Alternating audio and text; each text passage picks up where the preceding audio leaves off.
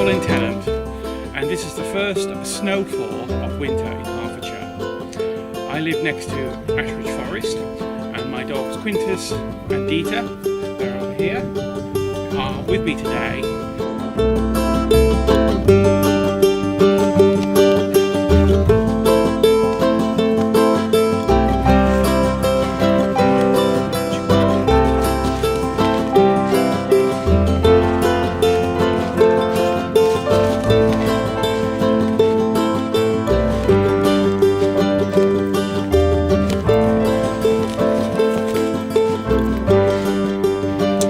That was a splendid walk.